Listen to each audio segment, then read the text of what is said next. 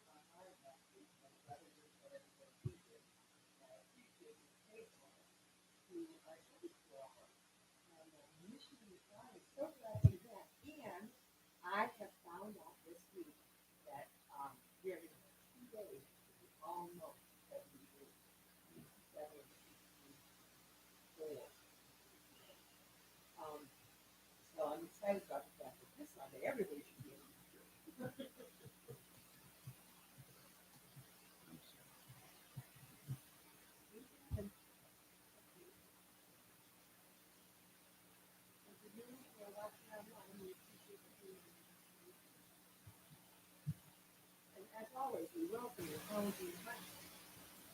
We should pray to Mark Zuckerberg and tell him quit making my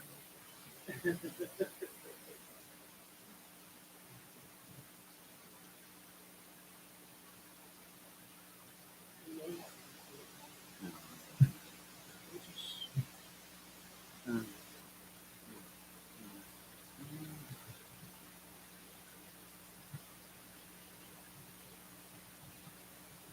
I'm just gonna. I'll share. Sorry about that, folks. The technology is being difficult again. All right, so this is our journey through the Bible. This is March 9th, 2025, Augusta Wesleyan Church. I apologize for my voice. My immune system is just all off. I decided to get a cold this week on top of everything else. So, give a little recap that remember that the Israelites, after they crossed into Jordan, weren't really what we would consider in our modern world a nation. They were more kind of a confederation. The individual tribes broke down into clans, broke down into family groups, and you saw more cohesiveness among the actual tribe. So the descendants of Jacob, the 12 sons, each of them, that would be kind of like what we would say once they settled into the promised land, that we would say that I'm from Judah, and the tribe of Judah had a specific geographical area that they lived in. And then I'm from, of this clan, and that would be more maybe how, if we could relate it, Judah would be like a state, let's say, and then the clans would be more like counties within the state. And then you had family groups, and family groups lived like the Berger family. They would live in Odessa. That was their area they lived in. And then you would have, the Smith family. They maybe would live down in the valley, and that was the land that they possessed, they owned. So not really a political setup like what we would have today, where we would say I'm from Odessa. Well, not anymore. I'm not, but when I lived in Odessa, but yet I'm not related to the Bergers. The Bergers aren't related to me. Physically, spiritually, yes, but not physically, right?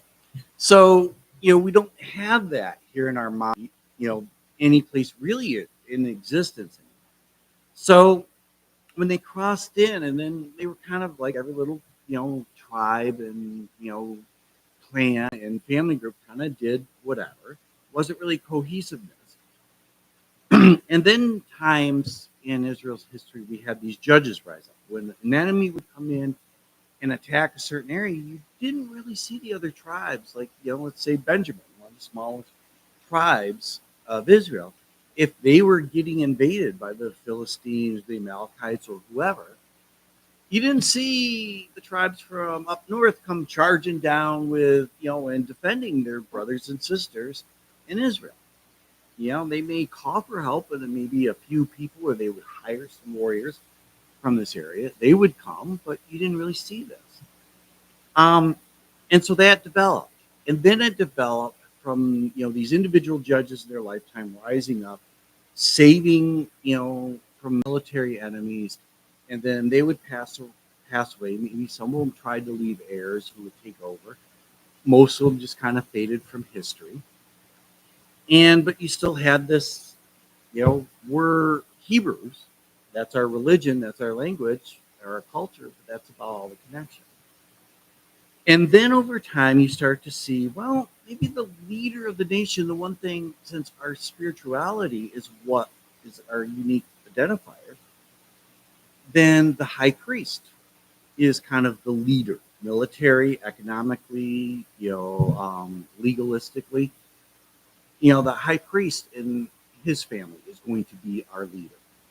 And so we see that in Eli and beginning of 1 Samuel. And then we see Samuel taking over from Eli's family and his family. So the people, let me read to you chapter 8, 4 through 21. We'll go back just a little bit.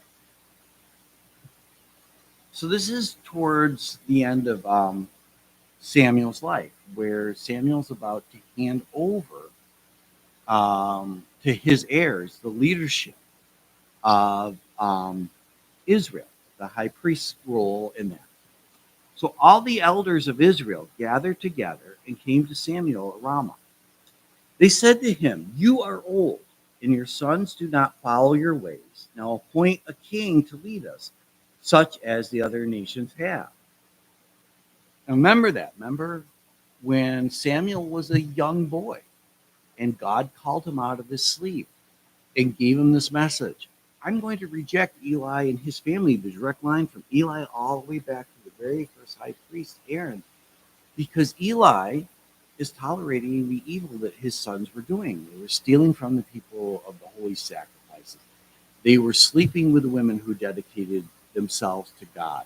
They were doing all this bad stuff, and Eli was basically ignoring that and was planning to hand over leadership. So God said, because Eli wouldn't listen to me, I'm rejecting his leadership. And Samuel, I'm going to start another line of high priests. But what do the elders say to Samuel? Your sons aren't so great. And you know what? If you want them to be high priests, because notice here, it doesn't say you need to get rid of them as high priests. Your sons are great leaders. They aren't maybe as ethical or obedient to God as you are. We don't want them. We want a king like everybody else. So we think Samuel's reaction. If you look there in verses, I'm trying to save my voice, so I'm not going to read it. That when Samuel has that, think about that for a minute. That we live in a political system where we just went through a national election, that we vote on our next leader, right? And you kind of imagine how, if somebody is ever, if you've ever been in a position where you've been voted out of office, how that makes you feel, right, Pastor Harry? Pastors go through this sometimes. That kind of a little personal stab. It may be the best plan, or maybe what's best for the organization at the time, or majority rules, but it can become very personal, And so Samuel, all these years from a young man till, it says he was old. And again, keep this in mind. This is when people were living to, the next century. So how old is Samuel? We really don't know. But, you're very old and we know your time's coming to end, but your plan of succession, we don't want. We want a king like everybody else. Which we would say, oh yeah, you need somebody who's going to run the military, who's going to collect the taxes, who's going to, do the rule, because we could see the mess that, the nation is. But remember that Israel was created through a promise by God. that God was to be their ultimate leader, was to be the one to guide them, that they were the people. So in essence, Samuel, and he was right. You know, if we look down some other verses here, Samuel's not happy about this, and he goes to God and says, "I'm not happy." Maybe Samuel's got a little personal, but Samuel also sees they're not rejecting me; they're rejecting you, God, as leadership. And God says to them, "Well, let them have the second best plan. It's not you, Samuel, they're rejecting. It's me." So God's best plan was for the people, their lives to be centered around worship, centered around their relationship with God, and everything trail out. And again, in our world today, that's something very foreign to us. To have, to be a theocracy, to have, your religion be the driving force of your nation, of your society, of your, we don't see that. But that's what this was to be. It was because Israel was to be set up as something totally different than to have a king. So God listened to him, but then Samuel gives him a little warning. Okay, you want a king. King's going to tax you. We have this American heritage. I know Diane and I, we don't talk so much Revolutionary War because we're Civil War nuts, but what did America get founded on? That nasty old king across the pond, as the English call it, is taking our money, is stomping on our rights, that makes us pay taxes, but doesn't give us any rights, any representation in Parliament. That Samuel says, king's going to do that. The king's going to go, hey, nice vineyard, mine. Hey, that's a pretty daughter. She's my wife. Hey, nice strong sons. You raised them, fed them. They work really great driving those oxen. Guess what? They're now one of my soldiers. They're going off to war and spill blood for them. You really want that? That's not the best plan.